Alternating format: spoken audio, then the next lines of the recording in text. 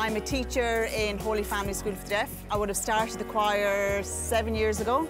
They hear music in different ways. Some of them hear the music and the words. Some of them hear just the music, and some of them hear nothing at all.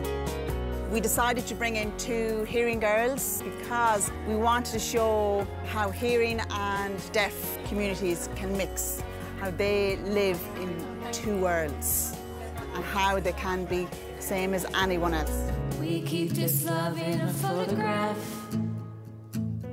We make these memories for ourselves, where our eyes are never closing, hearts are never broken, times forever frozen still.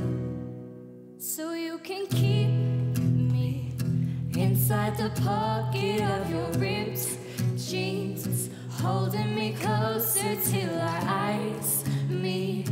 You won't ever be alone.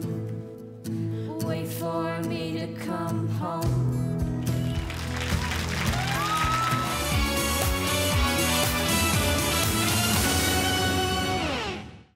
Yo, yo, yo, yo, yo, yo, yo, yo, yo.